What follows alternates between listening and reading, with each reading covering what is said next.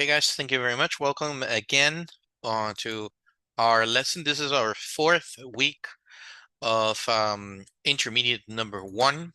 This week, we're going to be processing some information specifically related to conversation strategies, comprehension, and of course, is going to be building on all of the things that we learned in the last weeks. So we're not going to be like evaluating something new. It's just the same topics, but from a different perspective, from a more like practical or pragmatic perspective, and you will be able to put, of course, into practice every single thing that we have used in the past few days. So things like opinions, building, telling stories, and everything. So we're going to condense all of that into single exercises that will help you have better conversations. That's our main goal. It's how can I have better conversations? Now, I want to start this lesson with a question, and that is why I sent the link uh, in the WhatsApp group and in the chat, because I would like you to participate with me. Okay, so you'll see that you have access to all of that in our WhatsApp group and here in the Zoom chat. And I have um, a question here on my screen so you can read it with me. And this is going to be like the opening of our lesson today. We're going to have the opportunity of participating. So feel free to answer questions, to participate, to um, unmute your mic and do everything that is requiring, that these exercises are requiring. So let's talk about habits. Which two habits do you think are the most annoying in a coworker, classmate, or family member? So this is giving us an introduction of what's this lesson going to be talking about. First of all, this is a day-to-day situation every time that we deal with people, right? So you have classmates, you have coworkers, or you have family members. We all have different habits. Some of them are good habits that are great to imitate, right?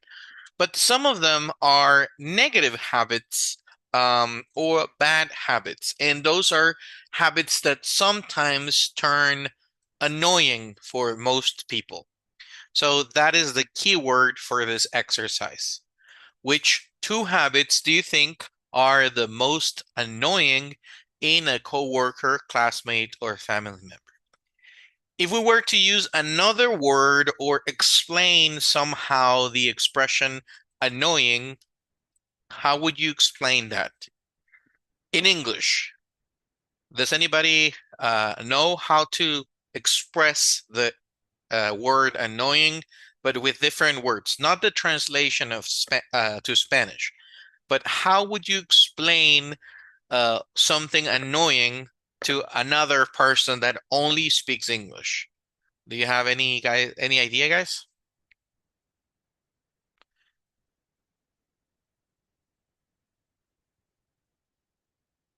And this is important because if we do not know what's the meaning of this, or what's the yeah, what's the central idea of this word, we are not understanding the question. So this is important. What is to be annoying, or what is something annoying? Feel free to participate. But you need to unmute your microphone, okay?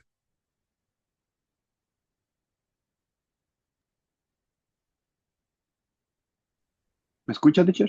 Yes, I can hear Okay, I don't know if I can say something about annoying, especially with my coworker. you. Mm-hmm. Is when we go in the truck, and especially in this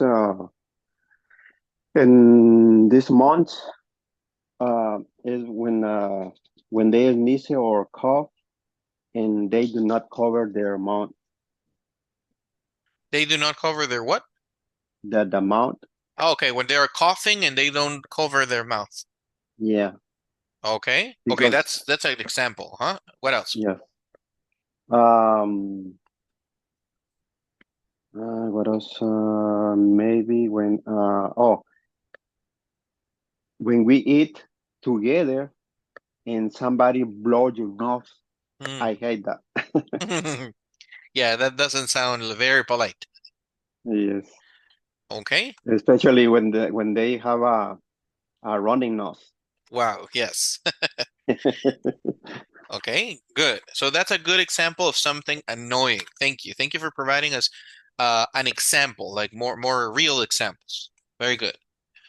Anybody else has an example or an explanation of what something annoying means? So we have two examples from Oscar that are very clear, but are there any other examples that you can think of, or how would you put this in different words?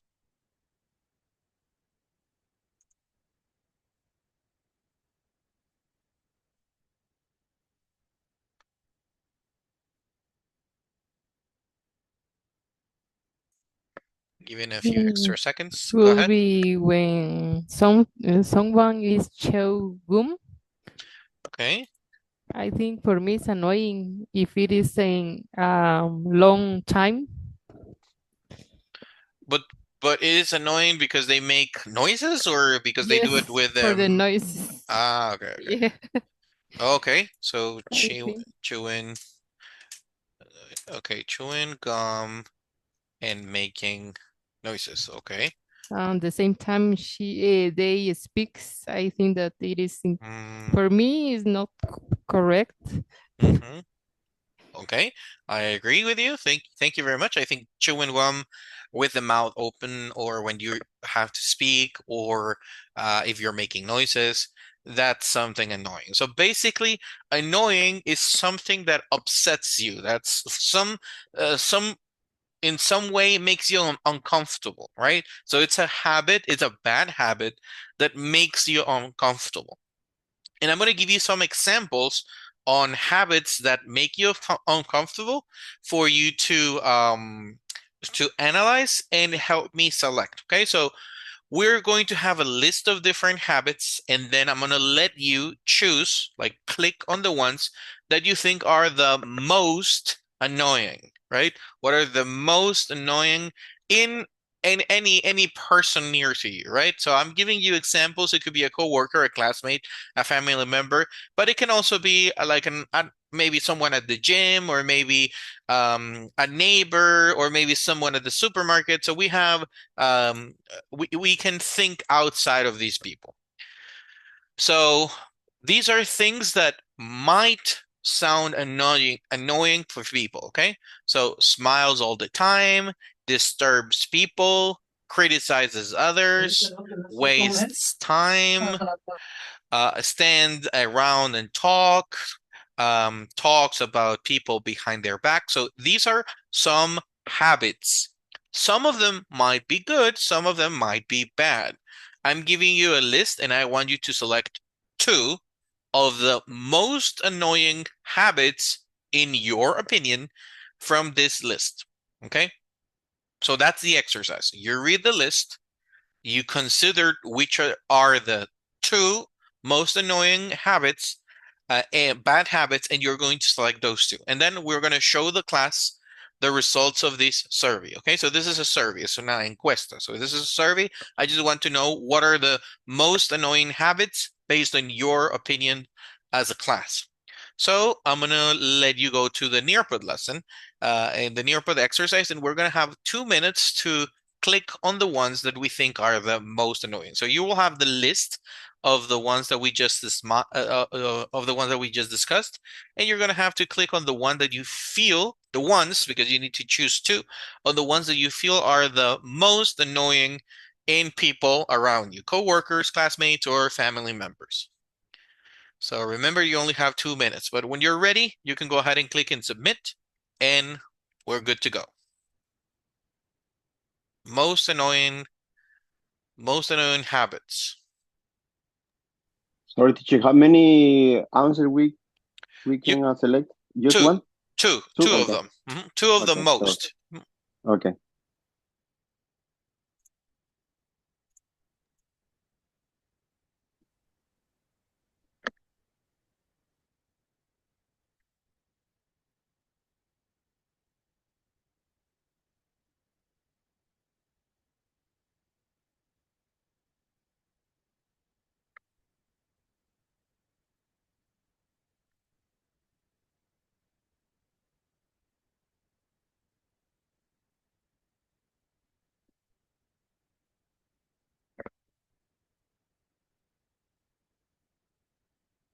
Okay, you have 40 seconds.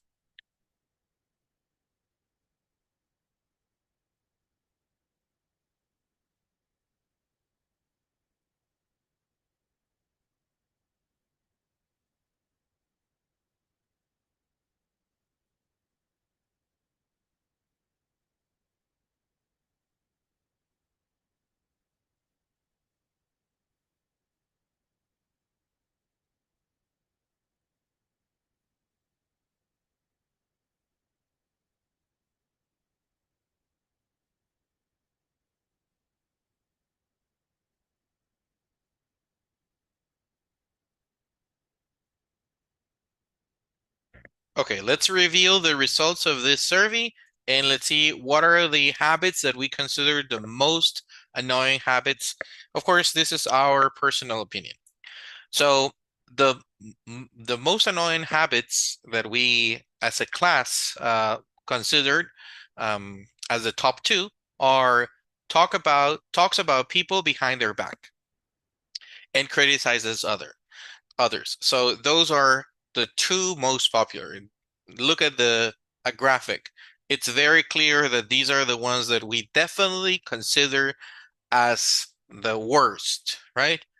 We have others. We have disturbs other people. For example, if you're doing your homework and you have a classmate that is talking to you and that is interrupting you, well, that's disturbing somebody, right? Or the same happens at work. Maybe you're very concentrated at work, you want to do your thing, but somebody else is coming and moving you or distracting you or talking to you or asking you for things. So that is something that we call disturb or interrupt. Wastes time. Wastes means desperdiciar, so wastes time. So it's annoying when you're working in a group, right? And there is always somebody who's wasting time. So it's not being productive. That is annoying. Um, and we have a stand around and talk. We don't have anyone who thinks that's an annoying habit and smile all the time. I don't think smiling would be an annoying habit, but I don't know. We may have different opinions. So this is a clear idea on what's the habits or what are the habits that could be considered as annoying.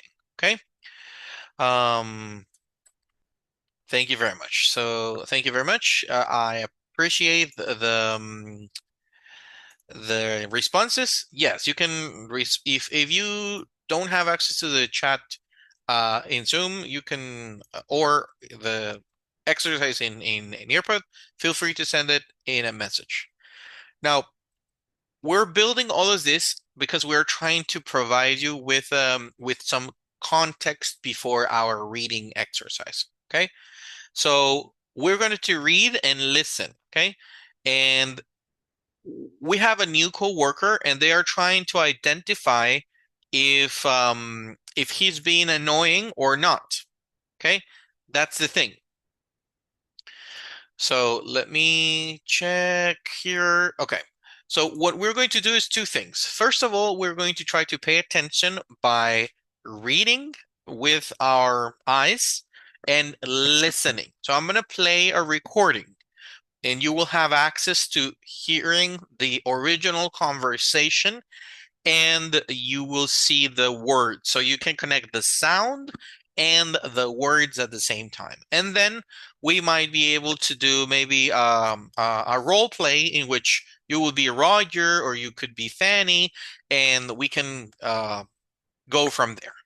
So let me start by playing the recording, and you can start following the conversation and see what are some of the annoying things that Jim, which is the new person, has. Okay, so let me share my audio for the class. The sound, there we go. Let's get started. Hey, how are you getting along with your new coworker? He seems extremely friendly. He's always smiling. You mean Jim? Well, yeah, he is, but he never does any work. He's always disturbing people. It drives me crazy. You know, he's always standing around and talking. Well, at least he's pleasant. Yeah, and he's not always criticizing people like that last guy. Yeah, he was pretty bad. He was always talking about people behind their backs. I mean, at least Jim's not like that. But he's always wasting time. You mean like we're doing right now? Perfect. So the audio is over. Let's go over some unknown words to try to understand the text better. So first of all, we know that our subject, the new person, is Jim. What's Fanny's new coworker like? What are some of the what are some of the unknown words that we discover that she's using to describe that that new coworker? Are there any words that you would like to add to the chat, or if you would like to unmute your microphone and add it to the list?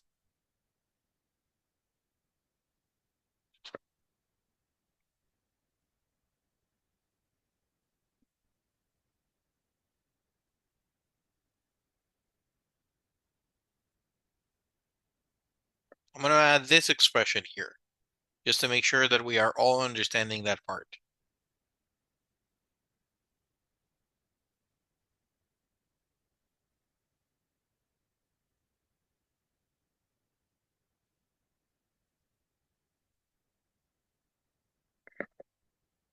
Okay, let's start with our ideas first.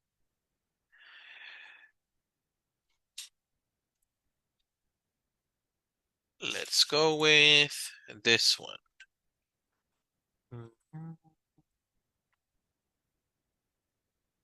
Okay, first expression. We're just checking what is the description of this new guy to try to understand what's he like.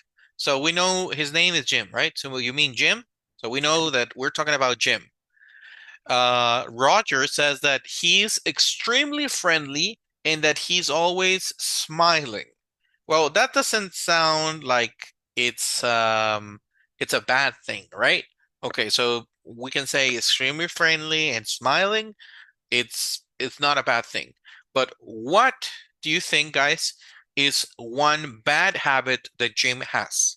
What is one of the bad habits that Jim has? Disturbing people. He's always disturbing people. Okay, so we can find that in the second paragraph. It says he's always disturbing people.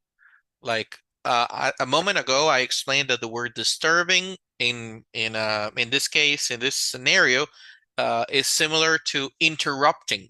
So he's always interrupting people. So people are working and he's walking around and standing around and talking to people. So that could be one bad thing. Now, this expression is very, very common.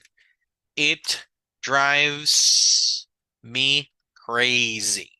Now, this expression is idiomatic expression, if I can call it that way, okay? So it's an idiom. Idiom, be careful, idiom doesn't mean language. In English, idiom no es idioma, okay? So idiom is very similar, but it's a false cognate, es un falso cognado. Se parece a idioma, pero no tiene nada que ver. Una frase idiomática es aquella frase que no podemos entender de una forma literal, sino que es un sentido figurado y que hay que entender el significado de la oración, no palabra por palabra, ¿verdad? It drives me crazy. Otro similar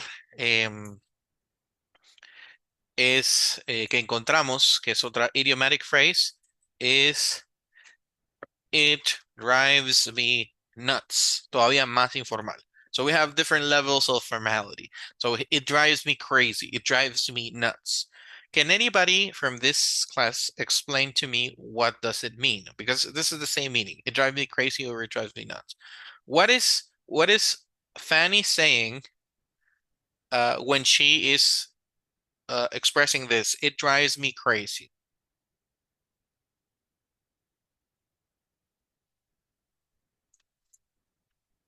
Any ideas on what's the meaning of that? It's like dangerous, maybe, because he's she say it's drive me crazy, Okay, it's dangerous. maybe. Okay, that could be one way. Any other ideas?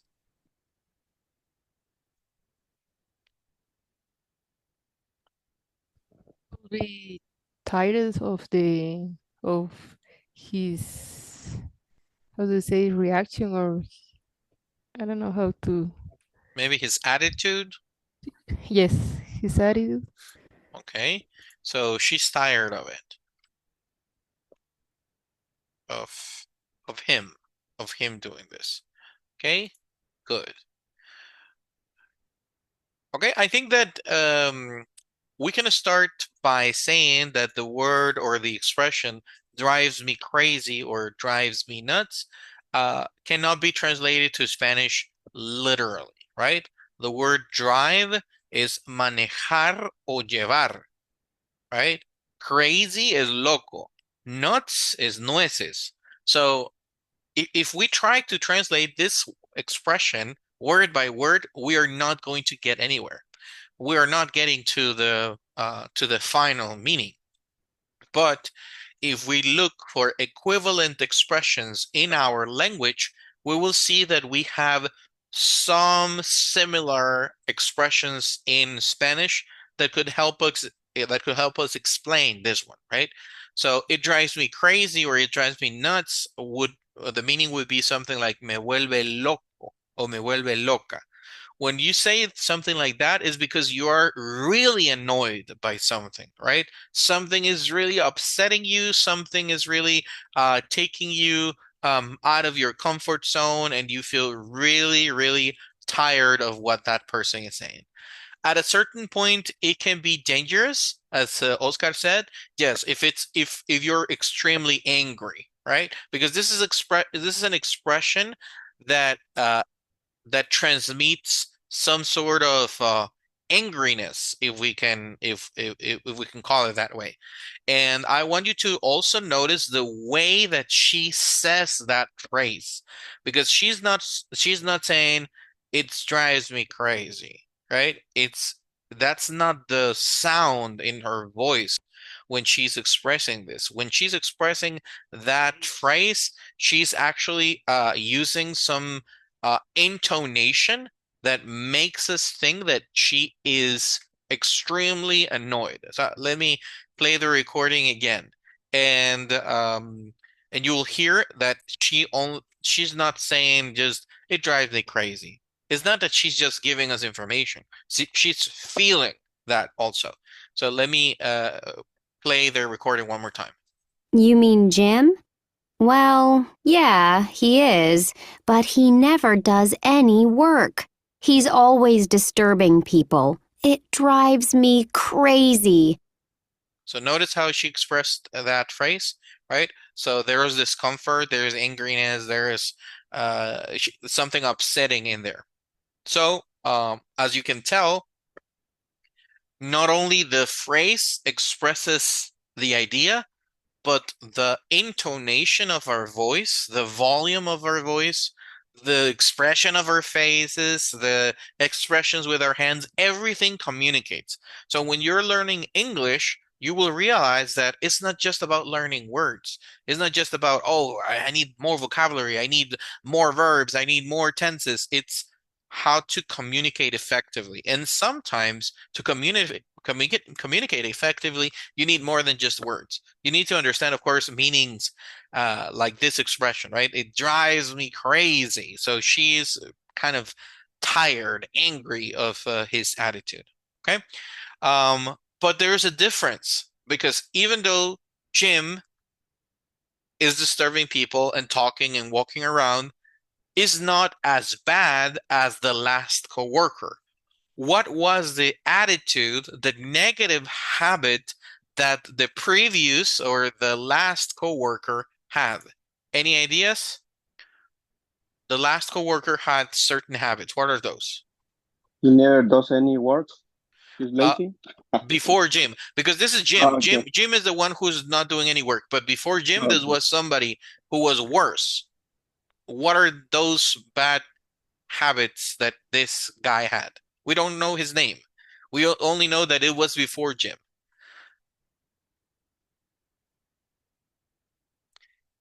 We can find that information in the last paragraphs.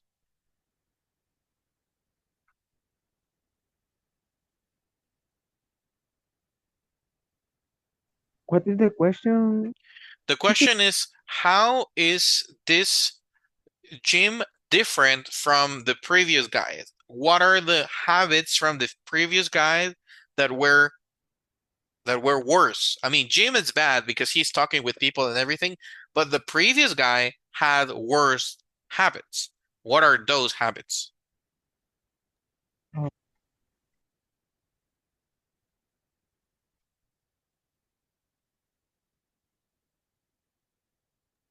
He always talking about people behind their backs.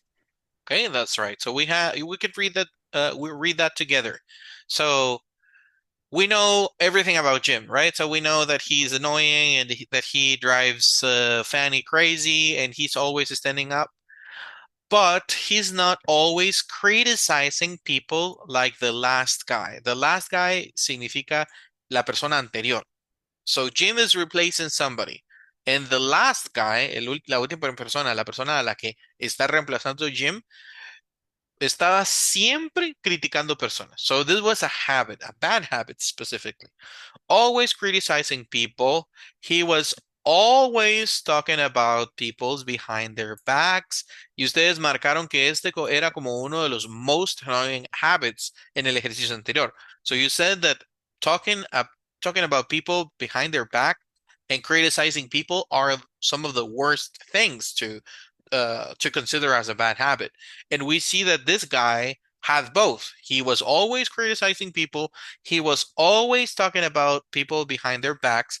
At least Jim is different. Jim is not like that, but he's always wasting time. So he has different bad habits, but the bad habits from the previous guy were even worse. So that's the lesson that we learned from here. Okay, so that there are certain habits that are even worse. Now, notice how in these expressions we are emphasizing the bad habit, right? Always criticizing people, always talking about people behind their backs. So this word always adds a little something to the expression and makes it feel like more emphatic, right? So you're emphasizing more that bad habit. And we're going to talk about that as part of our conversation strategy for today. So let's do something here to try to practice that, including the word always, as we saw in the previous exercise, to be to emphasize the use of something like a bad habit. Let's take a look at example together. For example, number 1 says, I'm pretty disorganized. I lose things, right? So our verb here is the word lose, perder. I lose things. I'm pretty disorganized. I lose things. So what are we going to do? We're going to change the underlined part, so that means the word lose, of these sentences to describe habits, and we're going to use the word always and a continuous verb to make that emphasis, right? So, si esto es un hábito tuyo, porque siempre eres desorganizado, siempre andas perdiendo cosas. I'm always losing things. So we're going to change these two sentences into this new expression. How are we going to do it? We need to use the word always and we're going to use the word in a continuous verb. ¿Qué lleva un verbo continuo? Siempre lleva el verb be y lleva el ing. Okay, so don't forget about that. When you're using a continuous sentence, a continuous tense, you're going to need verb be.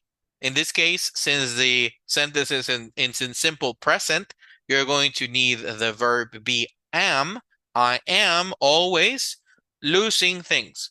If the verb is in past, if the sentence is in past, then you're going to use the past continuous, right? Which is was. I was always losing things. Todo depende de la oración que les den, ¿verdad? So if the sentence is in simple present, then of course no changes are made. You just use the verb to be in simple present and the ing. Why are we practicing this? Because this is the way that we talk when we're trying to emphasize a bad habit most of the times, right? Or a habit in general, I want to say. So if you want to emphasize a habit in general, we're going to use always and the verbs in present or in a continuous tense, right? Here is a present continuous tense. How do I know? Because the sentence is in present simple. Vamos a ver. All of the sentences are in present simple except number 5. Look at number 5. Number 5, the verbs that you have to change are in past. She made us laugh. She told jokes. That's simple past. And that's it. All of the other sentences are in simple present. So basically, you're going to use the present continuous tense. Just for number 5, you have to realize that the sentence is in past. So that means that you are going to use not the present continuous, the past continuous. Okay? Any questions after checking the example? Do you know, are you clear on what we're going to do today? Yep. Okay. If there are questions, we'll see them after the exercise. So let's start with the first one.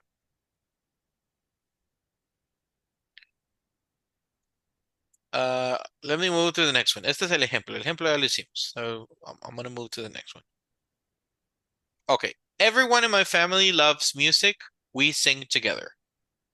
El verbo sing es el que necesitamos y vamos a hacer énfasis que esto es un hábito que tenemos. Como decir, nosotros siempre hacemos tal cosa juntos. That's the habit that I want you to build with with these sentences, okay? So, everyone in my family loves music. We sing together. Estas dos oraciones se van a convertir en una sola en la que enfatizamos el hábito. We, ¿qué es lo que hacemos siempre? Recuérdense que es un continuous tense, okay? It's a continuous verb. That means using the verb be and ing. Don't forget those. If you only use ing, you're not working well. Okay. No tiene tiempo límite. Este no está sacando el relojito, pero vamos a darnos 2 minutos. 2 minutes max, because it's not too crazy. And after the 2 minutes, we are going to show all of the answers that have arrived. Okay, thank you very much. I see the first answers arriving. Okay, very good. Okay, very good. I have 4 answers that have arrived. Let's check. 1. Okay. Perfect. So I have 4 answers, 5 answers. We're gonna give it 1 minute more, okay?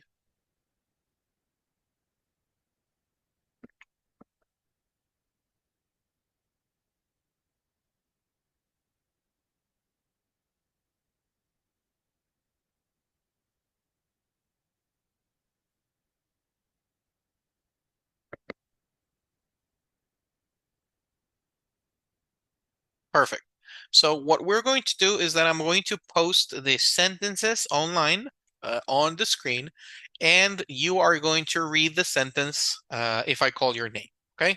So I want you to read the sentence, try to practice your pronunciation, and if there is anything that we need to correct, I will let you know. At least for the first sentences, while we make sure that we're understanding everything. So I'm going to start with, let me check. I'm going to start with Liz. Liz, this is going to be your sentence. This is what you wrote. And it is correct. So can you read it for the class, please? We are always singing together. Perfect. So what was the purpose? Changing the word sing, right? Using the word always, and now in a continuous tense. A continuous tense will always have the verb to be, which in this case we have it, is are, right? And is going to have, of course, the word always, and then the verb with ing. A esto le llamamos nosotros un tiempo continuo, ¿verdad? Es un tiempo continuo. Utiliza el verb be y utiliza el ing, las dos cosas. No podemos dejar una fuera. Imagínense que yo aquí no hubiera metido el verb be y solo hubiera dicho we always singing together. That sentence is incorrect. We're missing pieces to try to understand it. So we need both. ¿Por qué no usamos was? ¿Por qué no usé we o were, ¿verdad? We were always singing. Porque la oración original de donde sacamos la idea no estaba en pasado. O sea, no es algo, no es un hábito que teníamos, ¿verdad? Sino es un hábito que tenemos, porque es el presente. It's a habit that we have. Every time that we go with my family, we're always singing together. And that's part of this habit. Okay, let's go ahead and read another one. Let's see here.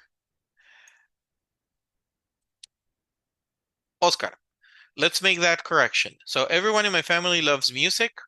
But we're missing something here to make it a continuous tense, right? We need the verb to be, we need always, and we need the word sing plus ing. So how would the new sentence would look like, Oscar? We always singing together. Mm-hmm. But you're missing something. You're missing the verb to be. We, and what's the verb be?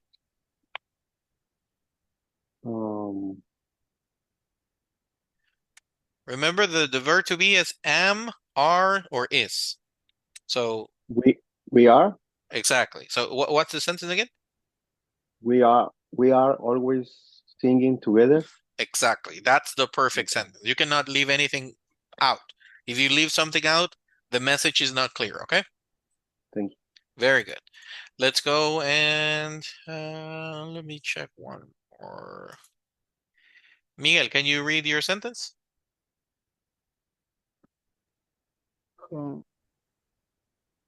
Everyone in my family love music. We are always singing together. Perfect. Very good. Very good. And let's go with Friseida. Friseida, let me make a small correction here. We need the verb, we need we, and then the verb to be in simple present, plus always, because we need to use the word always. Esa era la instrucción. Tenemos que usar la palabra always y luego el verbo sing, pero con el ing. Y luego ya el otro, ¿verdad? So how would you read this new sentence? Everyone in my family loves music. Mm-hmm. We are singing. Te faltó always. We are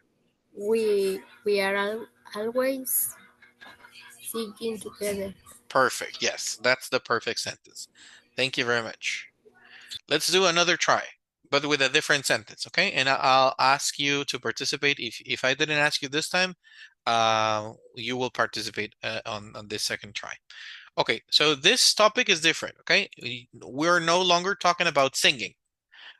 We are talking about a verb, and this verb is here. It's underlined. So change the underlined part. Esta es la parte que cambiamos, ¿verdad? Y vamos a agregarle always, pero un continuous verb.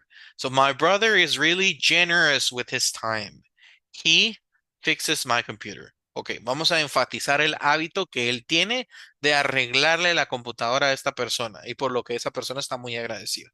Entonces va a ser he, el verb to be, aquí está la fórmula. Luego va always y luego el verbo que ya está subrayado ahí, pero tiene que estar en presente continuo o en un tiempo continuo. Digo presente continuo porque esta oración está en presente. Esta persona no nos está contando de algo que pasó, sino ella está describiendo o esta persona está escribiendo lo que su hermano hace ahora en el presente. ¿Ok? Por eso es que es el present continuous. Si la oración estuviera describiendo algo que pasó, entonces ya no podría ser is o are, ¿verdad? Sino sería el pasado. So go ahead and finish that. Remember, we have no clock.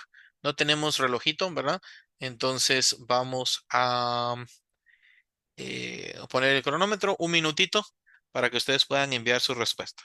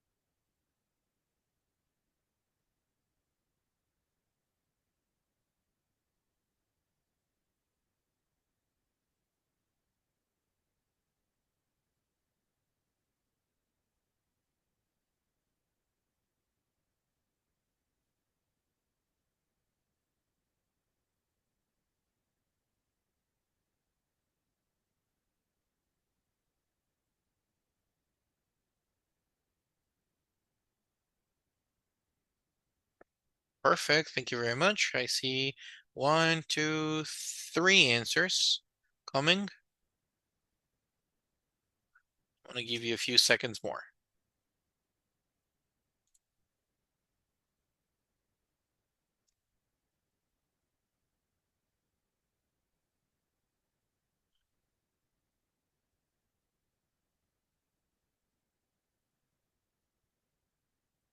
Okay. So let's take a look at the answers that you have been sending.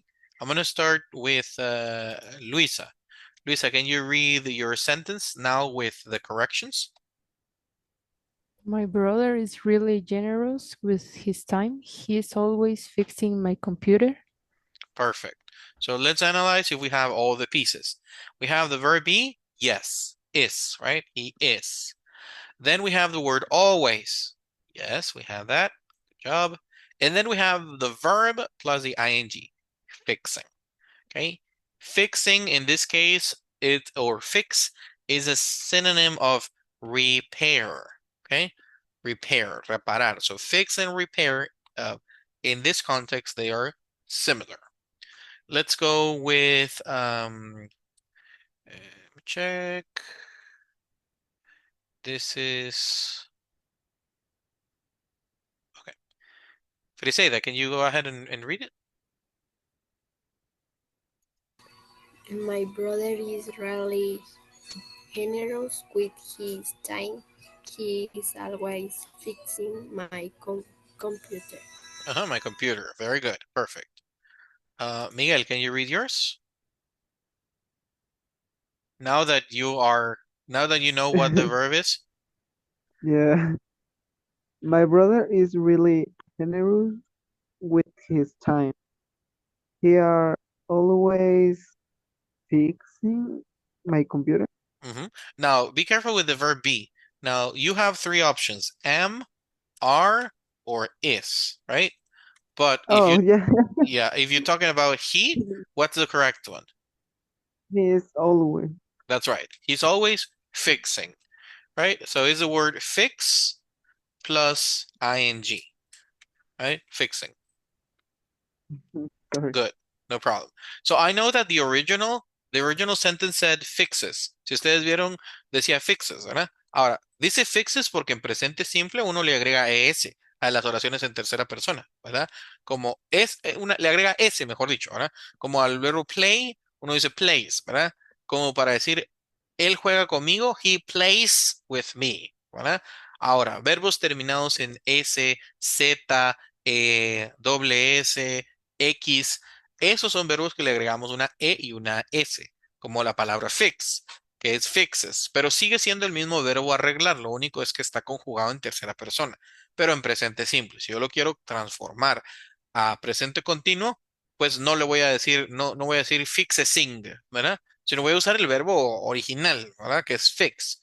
He's always fixing. Entonces, por si eso de repente les generó alguna duda, ¿verdad?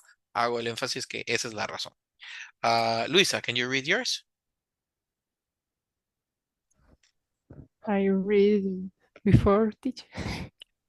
That's okay. Okay. We're all participating. Okay. My brother is really generous with his time. He's always fixing my computer. Okay, good. Oscar, do you have yours? I don't see your answer, but I don't know if you would like to participate. I don't know, use this one you have on the, Yeah, I didn't. Okay, I got it. I got it now. Sorry. There it is. okay. It's bad, but let me read it. Sure, you can My- fix it. You can fix it right now. Mhm. Okay. My brother is really generous with his time. He's always fixing the computer.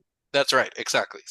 So this is the order, right? First is the verb to be. So he, the verb to be is, and then always, and then the verb with ing.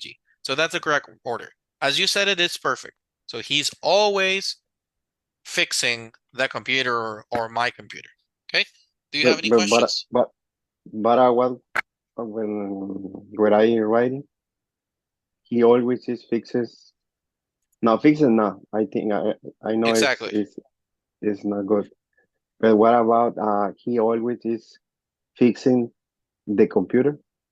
Yeah, in this case, because we're talking about emphasizing the habit, the Mhm. correct order is the verb to be first, and then Okay. always, and then the verb, right? If we're talking about something else, like for example, I always play soccer with my friends. This is a different situation because we're not using the verb be, we're using the verb play, right? So Okay. in this example, yes, the frequency adverb, which is the word always, normally goes at the beginning of the sentence next to the subject. I always play soccer with my friends. Now, this is a different context because here we're talking about repetition and we're talking about maybe other frequency adverbs are usually, hardly ever, sometimes, right? They all go in this same context, in this same package.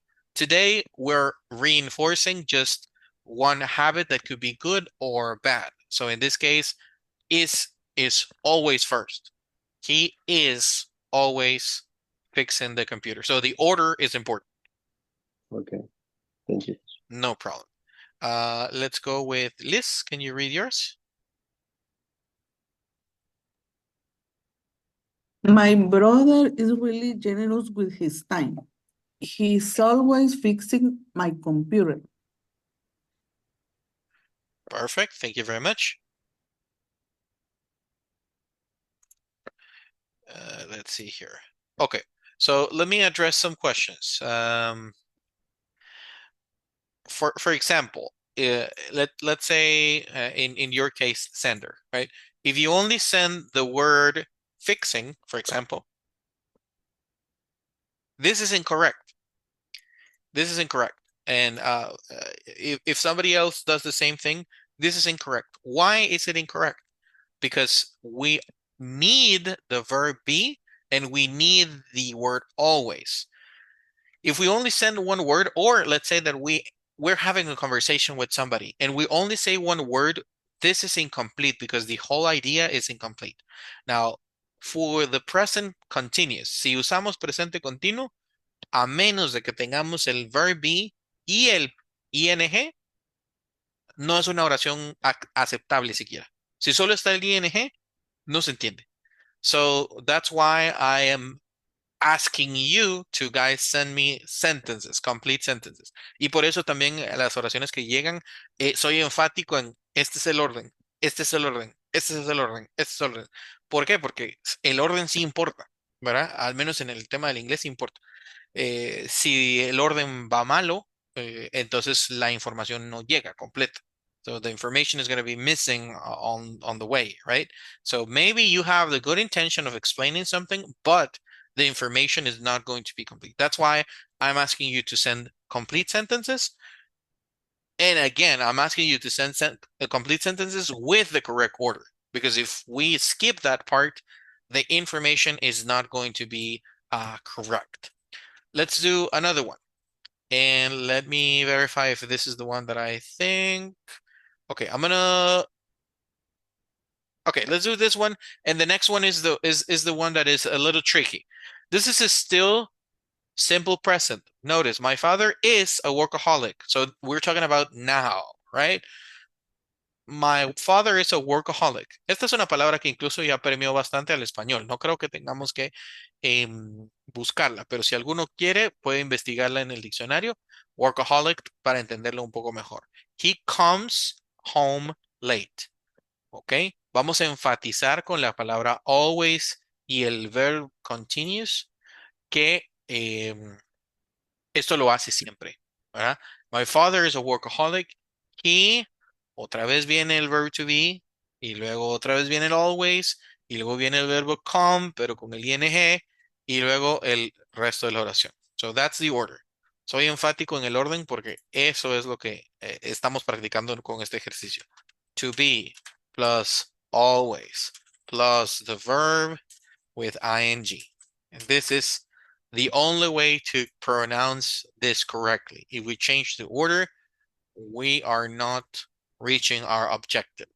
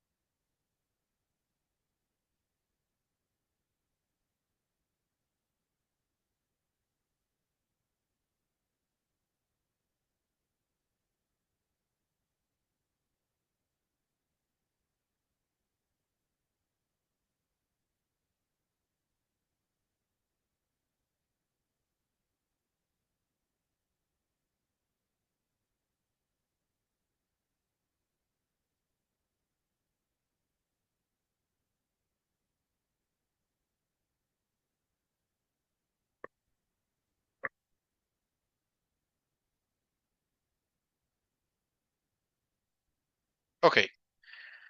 So I'm not gonna ask you to read all of these. I'm just going to place it here and we'll verify how that goes. So here I have the first ones. My father is a workaholic. He's always coming home late. Perfect. Thank you very much. That's Friseida's answer. Let's see. That's Miguel. My father is a workaholic. He's always coming home late. Perfect. Another one. He's always coming home late. Perfect. That's Luisa. Oscar. He's always coming at home late. Okay. También está bien. Este at home is not always necessary. Go ahead. No, but we can use at no. You can comment at the office, comment at university, comment at class. We normally use it, but this expression we normally say come home. We don't say come at home. It's just a matter of like how common people say this, right? How commonly people say this. I'm not saying that this is wrong. I mean, this is right. It's a correct preposition. The word at is correct. It's just that when you hear people talking, they normally leave this out. So you can do it or you can leave it out. Okay, thank you. No problem. Let's see, Mariela, Liz Mariela. So my father is a workaholic. He's always coming home late. Okay, perfect. We got it. We got it. And let's see here. Okay, good. Okay, perfect. So let's work on the last one. I think this is going to be my last one for you. But this is tricky because if you read the sentence, this is not simple present. This is past. My college roommate was really funny. And now we have two verbs. She made us laugh, one verb, made, and the other one, she told jokes. So we need to do both. We need to add always here and always here. So we have to do it 2 times. We have to do the process with the first verb and we have to do the process with the second verb. That's why both of them are underlined. Los dos están subrayados porque el proceso lo tenemos que hacer doble, con el primer verbo y con el segundo verbo. Es decir, al primero hay que agregarle always y tiene que estar en continuous, y al segundo hay que agregarle always y tiene que estar en continuous. Ok, 2 minutos para que piensen, porque este es más trabajo y porque también ustedes tienen que ver que este no es un tiempo simple present. This is a past tense. Entonces, cuando lo conviertan a tiempo continuo, ya no pueden colocar am, are o is, porque esos son los verbos be del presente. You need to find the ones for the simple past.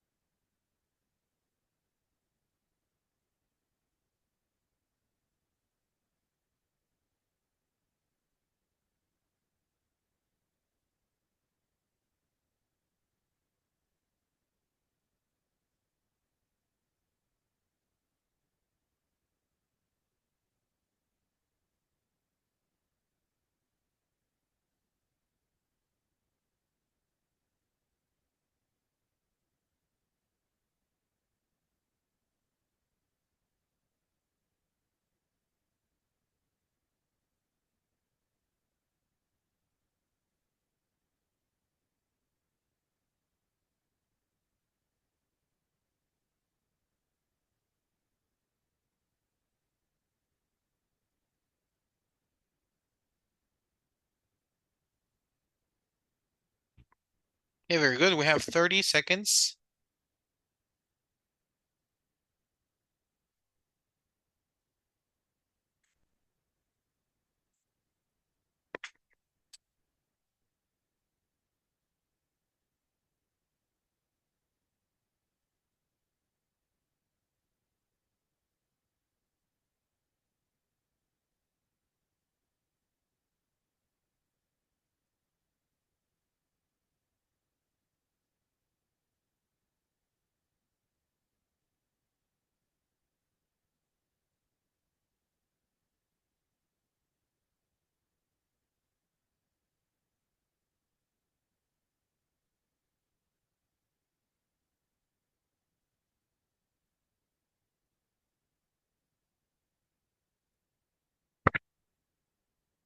Okay, perfect.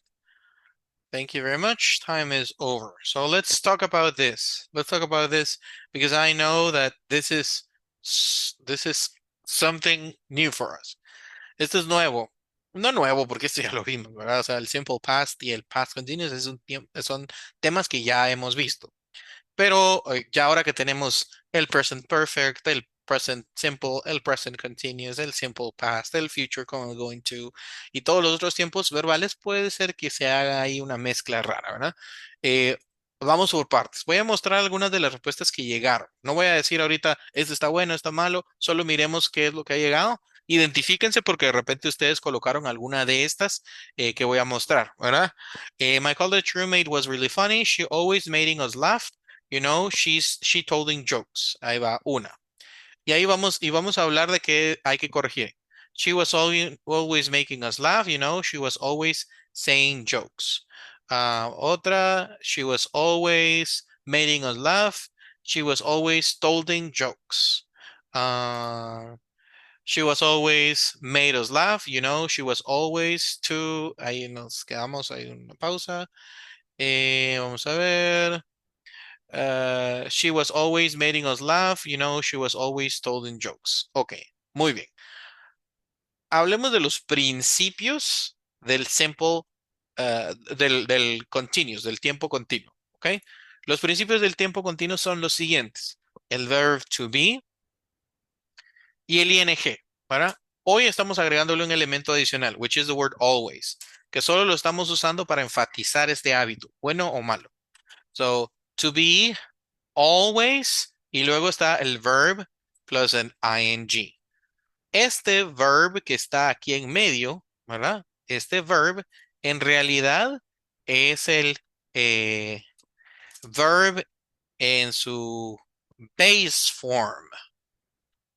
El base form es la forma base del verbo. ¿Se acuerdan que nosotros vimos hace un ratito que decía fixes, ¿verdad? En la oración original. Pero nosotros no usamos fixes más el ing para formar un fixesing, ¿verdad? Porque esa oración, ese verbo no existe. En realidad lo que hicimos fue usar el verbo fix, que es el base form of the verb, o sea, el verbo sin conjugar. A ese le agregamos el ing y por eso tuvimos como resultado fixing y que a todos nos salió bueno, ¿verdad? Eso lo pudimos deducir muy bien. Solo que ahora lo que veo que hicimos es que nosotros no identificamos eso, ¿verdad? Sino utilizamos el mismo verbo que nos dieron y a ese le pusimos el ing. Eso es lo que pasó. Entonces, ¿cómo tendría que ser? Primero, recapitulemos. El verb to be, ok. El verb to be en pasado son solo dos. Está el was y were, ¿verdad? I, he, she, it usan was. Por ejemplo, I was a teacher. Yo era un maestro, yo fui un maestro. I was a student. Yo fui un estudiante. I was at school. Yo estuve en la escuela. That's the simple past with was or were. Were se utiliza para los plurales, como ustedes, ellos, ellas, ¿verdad? Nosotros y también para tú. So you were, they were, we were. En este caso estamos hablando de ella. Entonces, si hago una recapitulación, was y were se utiliza con, perdón, was se utiliza con he, she, it y I. Y were se utiliza con you, we, they. Aquí estoy haciendo un repaso flash de lo que es el past continuous, ¿verdad? Entonces necesitamos was si tengo alguno de estos pronombres y were si tengo alguno de estos pronombres, ¿verdad? Y necesito el always. La idea de la oración que estamos trabajando no ha cambiado. Seguimos trabajando exactamente lo mismo. Siempre hay un verb be, siempre hay un always y siempre hay un verbo con el ing. Entonces, esto quedaría de la siguiente manera. She no puede ser she is, porque ya notamos que esto es algo en pasado, ¿verdad? Ella era muy graciosa. Ella nos hacía reír o nos hizo reír. Ella contaba chistes. Ahora, quiero hacer énfasis en ese hábito que ella tenía. Entonces va a ser she was always making us, porque make es el verbo correcto, ¿verdad? No es made. Made ya es la conjugación en pasado. She was always making us laugh. ¿Por qué no making us? Porque si made es el pasado, ¿verdad? El problema de esto es que entonces esto es una redundancia. El verbo was ya está transformando la oración en pasado y en el siguiente verbo queremos hacer lo mismo agregando made con ing. That's not correct. It's not possible. No podemos transferir la oración a pasado dos veces. Es como que yo diga lo mismo, ¿verdad? I didn't made the cake, ¿verdad? Esta es una oración que también es una redundancia. Didn't está transformando la oración a pasado y el verbo make lo transformé al pasado también. No es posible. La oración correcta es I didn't make the cake. Yo no hice el pastel, ¿verdad? Yo no lo preparé, yo no lo cociné. I didn't make the cake. Por eso es que es la forma base. Lo mismo es aquí, ¿verdad? Es la base form. Entonces, she was always making us, ahí laugh, perdón, ahí se me fue una T, laugh. Y la segunda parte, you know, she was always telling, porque ¿de dónde viene told? Viene del verbo tell. Telling jokes. Creo que fue Ángel el que colocó saying jokes. Eso está bien, porque lo que hicimos es saying jokes. Correcto. Este verbo lo cambiamos, ¿verdad? En vez de usar told y transferirlo a tell, usamos say. Está bien, solo que hay una pequeña diferencia en significado. La palabra say significa decir, pero la palabra tell significa contar. Cuando uno cuenta una historia, no dice say a story, we say a tell a story. O cuando cuentas un chiste o una broma, no es say a joke, we tell a joke. So that is the little difference, but it is acceptable since you follow the rules. Aquí vemos que sí hay una conciencia de eso, ¿verdad? She was always making us laugh. She was always telling jokes. That will be the only change that I would do. Entonces, en esta, ¿verdad? En este caso, esta es de Friseida. She was always making us laugh. Aquí está la respuesta correcta. She was always telling jokes. En el caso de Miguel, pues ya mencioné la corrección. En el caso de acá, ¿verdad? She was always making us laugh. Otra vez corregimos eso. She was always making us laugh. She was always not tolding jokes porque eso no existe, pero sí existe telling. So she was always telling jokes. Este es el de Luisa. Oscar, same thing, right? She was always making us laugh. She was always telling jokes. El de Mariela, perdón, el de Liz, she was always making us laugh. She was always telling jokes. And, vamos a ver. Ahí está. McCollum's room was really funny. She was always making us laugh. Bueno, en el caso de Sander también lo mismo, ¿verdad? She was always making us laugh. She was always telling jokes. Pero ya expliqué por qué, ¿verdad? Por qué es que este es making, was, y por qué este es telling. Pero este es un momento de preguntas. Do you have any questions that you would like me to address with this part?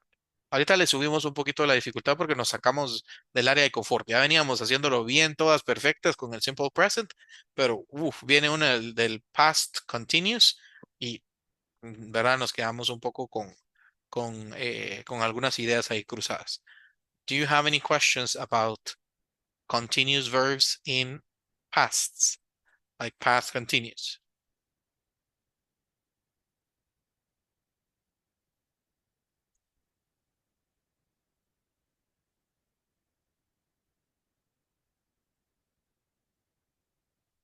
Okay, hopefully that's We clear. need to watch the video again tomorrow. Okay, that's okay. Yeah, you can do so. No problem. You'll have access to the recording. Okay, perfect. So we'll use this not too many times, but this is something that we use sometimes. That's why I don't want to make much emphasis on it. We're gonna finish the participation today in this few minutes with a little follow-up in conversation.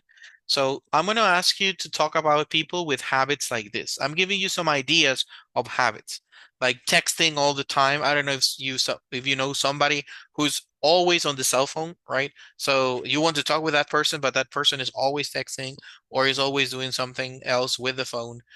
Chewing gum, you mentioned, I think Luisa mentioned something about like a habit of chewing gum and something that you don't really like or don't tolerate. Falling asleep in class or singing or whistling or forgetting things or telling jokes or losing things or looking in mirrors.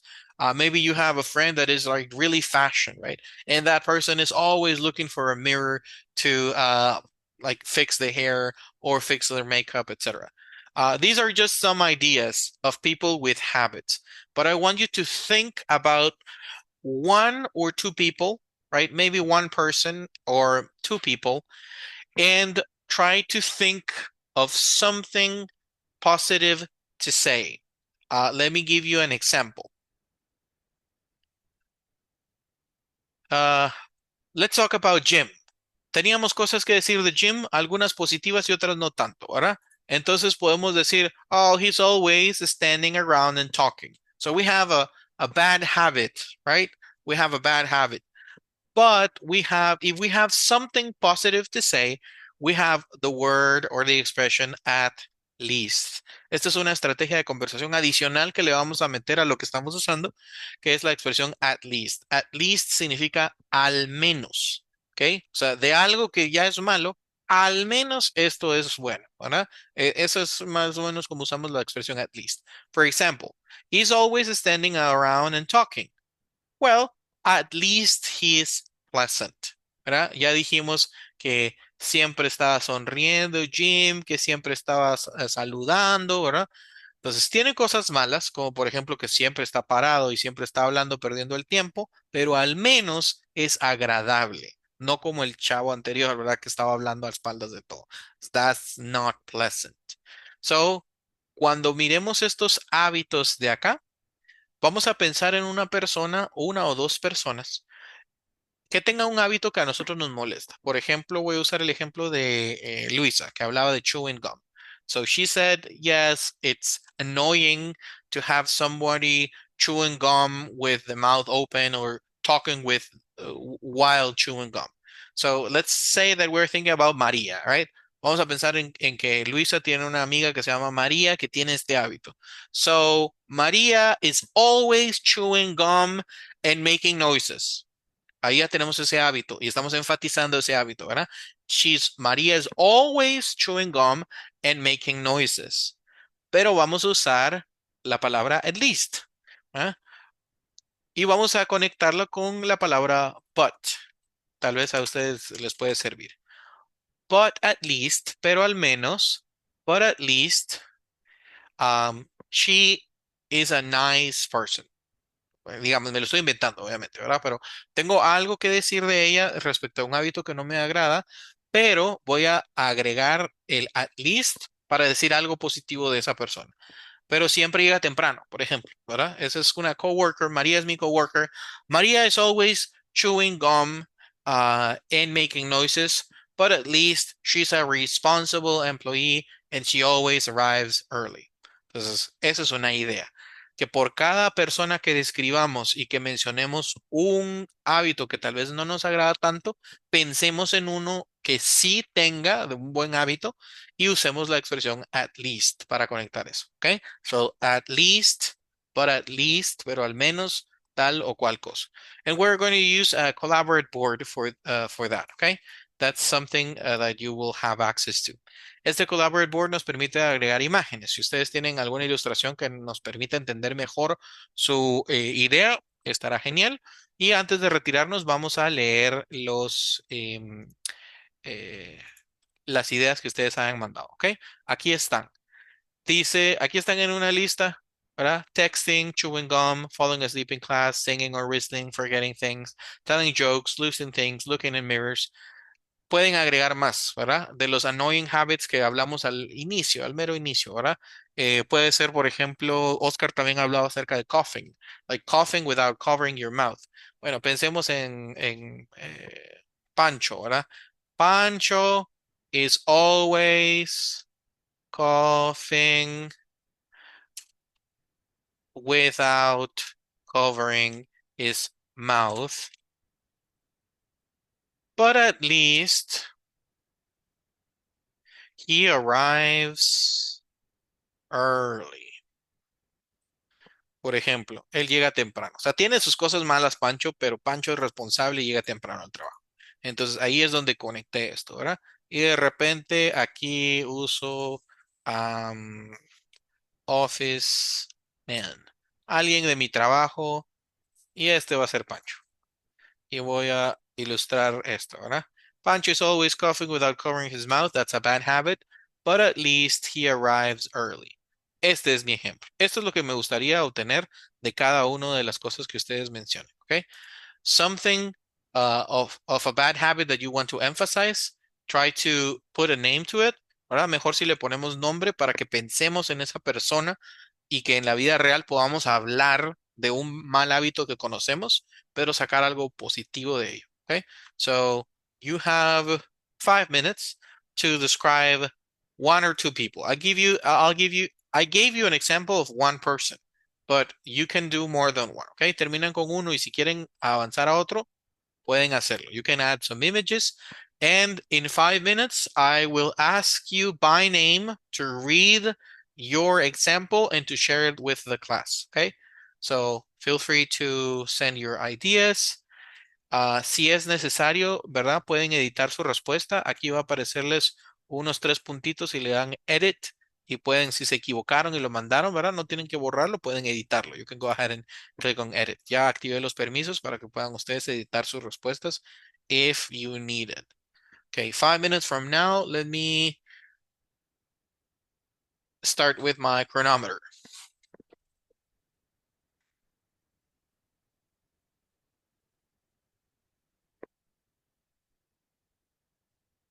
Okay, very good. Thank you. Thank you, Miguel Angel. I received yours. Liz, thank you very much. Okay, very good. Feliceida. Ok, muy bien. Ahora, Feliceida, ya vi todo lo malo que tiene Sara, pero necesito ver algo positivo de Sara. Algo que podamos decir, que podamos modificar aquí y poder decir at least, ¿verdad? O sea, ya sé que esto es lo malo de Sara, pero al menos, no sé, es una buena amiga o es responsable o something like that, ¿ok? Eso es lo que necesito. Necesito que piensen ustedes en una persona que me digan ese mal hábito que tiene, pero que podamos usar la estrategia de conversación at least diciendo algo rescatable. Entonces aquí hay buenos ejemplos. Por ejemplo, eh, bueno, en el caso de Miguel, eso me falta, ¿verdad? Me falta la parte positiva. O sea, ya sabemos que tu coworker is always forgetting things at home, but we need to know something positive.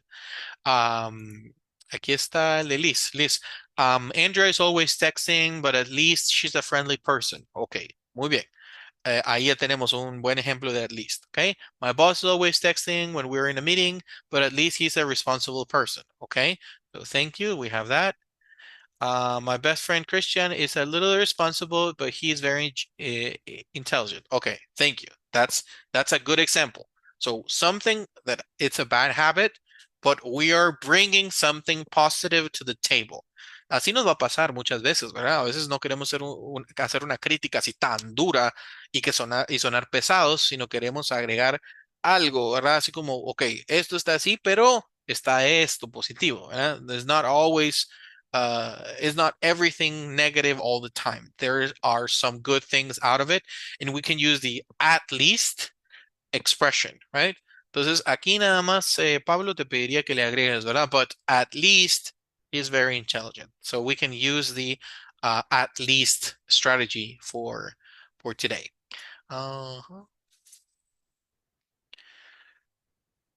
Ok. Nos queda 5 minutos, les dije que les iba a dar, todavía nos quedan 2 minutos y medio. Okay. He's friendly. Okay, perfect. Thank you very much, Miguel. I see yours. She chews gum all day and it is stressing me out, but she is very smart in math. Okay, muy bien. Ese después del but necesitamos at least. But at least, aquí arriba en las instrucciones está la expresión.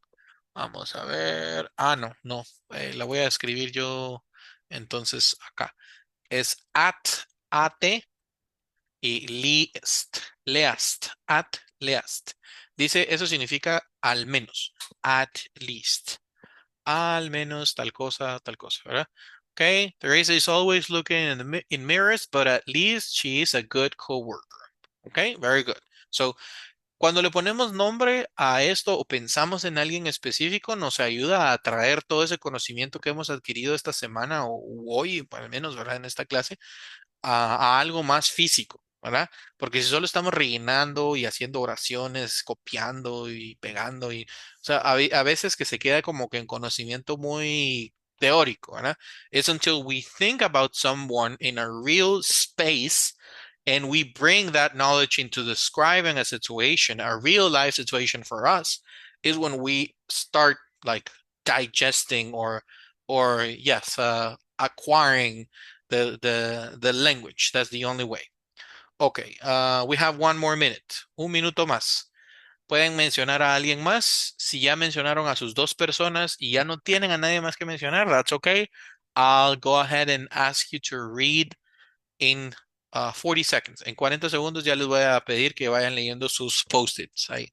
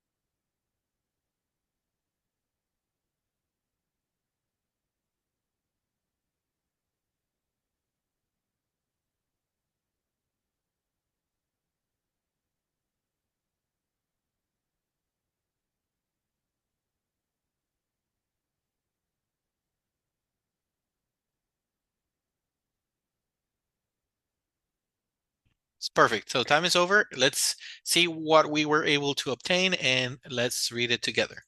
So let me start with, let's see, Liz. Liz, I want you to read this one, the first one that you provided. Just out loud, please.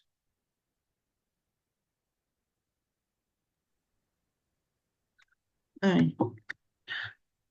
Andrea is always texting, but at least she's a friendly person. Perfect. Thank you very much. Let's go with Friseida. Friseida, can you read this one here?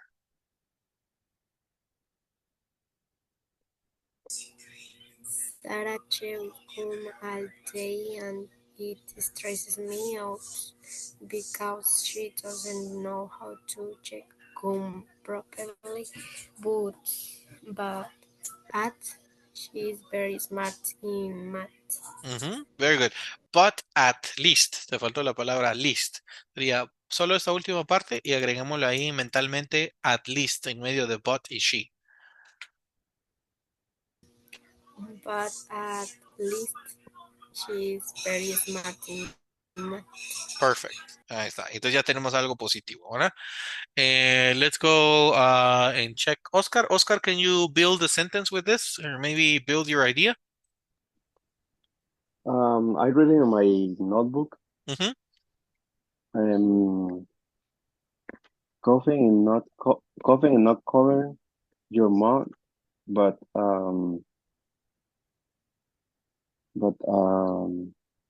what do you say that to At least. right now? Yeah, but at least apologizing is very good when you do something wrong. Okay. Yes. So that's a good example. Okay. So you have a bad habit, but at least, al menos, apologizing is a good way. Okay. Good. Good. Thank you very much, Oscar. Let's go with Pablo. Pablo, can you talk about your friend Christian? My best friend Christian is a little irresponsible, but at Mhm. least he is very intelligent. Very good. The word here is irresponsible. Okay. Can you read it again? Now with the pronunciation irresponsible. Irresponsible. Can you read the text again? My best friend Christian is a little irresponsible, but at last he is very intelligent. Okay, very good. Luisa, can you read yours here? This one? My boss always texting when we are in a meeting, but at least he's a responsible person. Okay, very good. Let's hear Miguel Angel, can you read this one?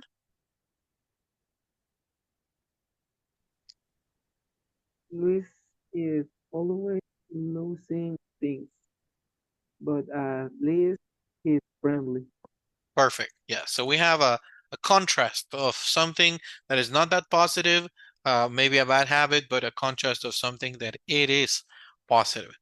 I know we have more, but the time is over, so I'm going to stop there for today. Thank you for helping me building this group of ideas and, of course, sharing them with the class. I appreciate it. For now, I think that that's everything. Remember that the homework for the week is still active. So I sent a link last night, but this doesn't mean that you have to do it today. You have 4 days. That means still Thursday to finish that homework. Okay, you can do it from your cell phone or from your computer, from any place, but it's just a reminder so you don't let it expire. Okay, because the link is going to expire if you do not pay attention on time. So that's everything on my end. I appreciate you logging in for this last week. This is our last week of intermediate. That means that at the end of the week, we're going to have some exercises as your final test. And what we're trying to do is not focusing on getting 100 or 70 points or 80 points, but instead of that, getting results, right? You getting better at reading, you getting better at your speaking abilities. So we will talk more about this week and on how we are going to be grading the final test for you to have a better idea. But it's not to put more pressure on you, it's just to make you feel excited about this very last part. And it's the same thing that we have been doing every day. We are having conversations, we're learning new things, and we're putting into practice some of the grammar sections, but we're not going to be evaluating rules of grammar. Instead of that, we're going to be evaluating your knowledge, your criteria, and your ability to, of course, speak in the very end. So that's it from me. Have a wonderful evening, and I'll talk to you tomorrow at 7:30. Bye, teacher. Thank Have a you, good one. teacher. Thank you. Bye-bye, See you guys. tomorrow. Bye. See you guys.